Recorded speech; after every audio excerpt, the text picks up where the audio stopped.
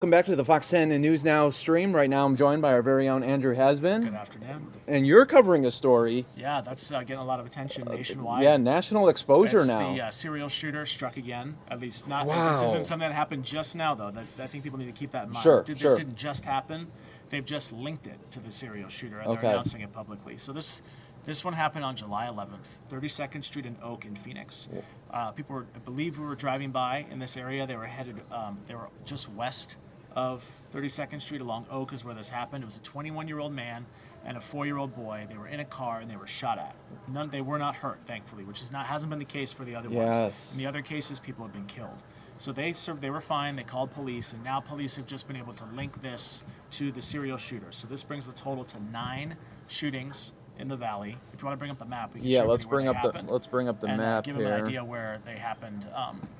So the latest one is the one in yellow. That was July 11th. So you see all the others. This appears to be some of the furthest east that has happened. The cluster of shootings happened in the Maryville area. That's on the west side of Phoenix. And so this one, July 11th, is the latest at 32nd Street and Oak. And we were out in the neighborhood today, talking to people, and they're just hearing about this. Most of them didn't even know that it happened. Happened in the evening hours of July 11th. As I was saying, this 21-year-old man and 4-year-old boy were in the car when they were shot at. The people that live along the street didn't know that it happened. They didn't see it. They didn't hear anything. They're just hearing about it today. And what was it that, from the July 11th incident, what was it for the investigators that linked it? That we don't know. Okay. They are keeping such a tight lid on the details of these cases, and that's a question that we've had for them all along. How are you able to piece these together and link them based on the limited evidence you have? So I mean, think about what they have. Maybe have shell casings, which you could just assume, or bullet fragments, which you could just assume you're tracing those back to the same gun. And they have witnesses who describe seeing vehicles.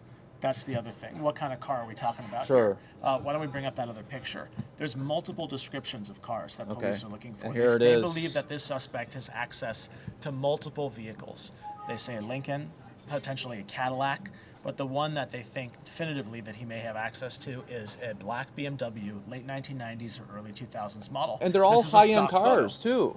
They're nice cars. Yeah. So I wonder if that has something to do with it as well. I mean, it's anybody's guess. Yeah, that's something. It may be a high-end car at the time. Yeah. But today, a 1990s BMW, you could probably find a pretty good deal on. Yeah, that's true. That's true. Yeah. So this is what police have put out in the best description we have yet of a vehicle. Okay. And out in the area today, people are like looking around saying, I saw a BMW this morning. I saw this BMW drive by. Sure.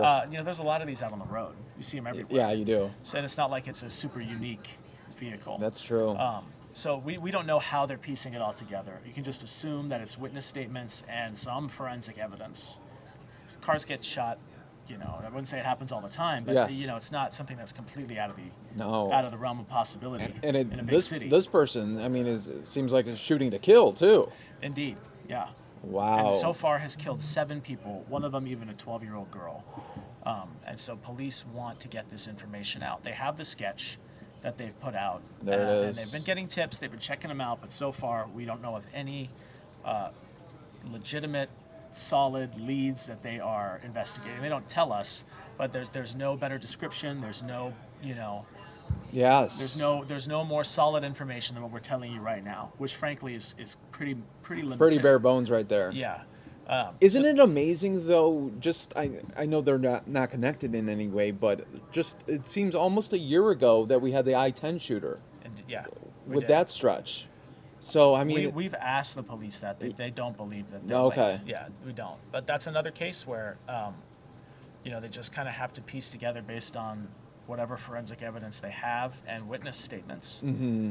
So these are tough cases. And which is surprising is that a lot of people that you talk to, they didn't know about it. No, they didn't. So that's scary too. No. Well, and you got to keep in mind this is just less than 24 hours that's after true. Police announced it. Yeah. They didn't see it happen in their area. Yes. And it's not something that, it's not like a fire down the street where it wakes up the whole neighborhood. Mm-hmm. Maybe you heard some gunfire, maybe you didn't, and then a car got shot and they called 911 and said, oh, my car got shot. Yeah. It's not something that would wake up the whole neighborhood. Yes, in the evening hours. No, that's true. In the evening being sundown to when.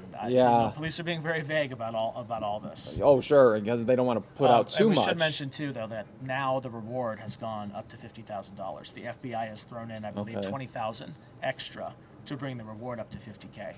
Wow. So that's another motivator for people to come forward. There's somebody out there that the police are certain there's someone out there who knows something that could help find this person. And I assume that the police or the FBI are working like a profile on this. What type of person would want to do this? And I would assume that they are. Yeah. That's not something they're going to be telling us about. No. But wow. I mean, if you know someone who has access to a Lincoln, a Cadillac, and a '90s BMW, then yeah, that might be your first step to raising suspicion. And besides the latest case, are the people in these neighborhoods, are they on edge? Are they scared? Absolutely, they are. Absolutely. We talked to one person today who works right there on the street where this happened, and she closes the business at night. She's scared, no question about it. Wow. Because it's not like there's any warning. Yes. When this happens to the people. It's not like someone saying, "Hey, stop or I'll shoot you." No, it just happens, and there's nothing you can do about it. And do we know, is it always a drive-by? I mean, is he shooting from the car, or we know that, I believe, the majority of the victims, if not all of them, have been in their cars. We don't know where he's shooting from. Yeah.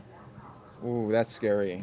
So hopefully we get some kind of update soon. Hopefully.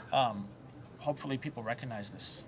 Yeah, let's show it once again, because let me just pause it here. Yeah, that is who they are looking at. And are they looking for age range? Did they say they have an age? No. That's it. Just they believe he may be Hispanic. Okay. Other than that, wow. the sketch speaks for itself. Yeah. And they got the sketch from the people that were the surviving witnesses and other witnesses out there who thought they may have seen something. And that's where they got the information about the car too. Okay. Wow. Well, hopefully in the coming days we could have you up here and you could have a good end to the story. Yeah, that'd be great. Yeah. Oh yeah. So certainly would. Well, thank you for keeping us posted on here and following up with the story. I know you got work to do for the 5-6. The number is for silent witness is 480-WITNESS. Okay. All right. So anybody with information, you stay anonymous, and if you give him the tip that leads to the arrest, then the reward's yours. There we go. All right. Thank you. We hope we get it. All right. Thank you so much, Andrew.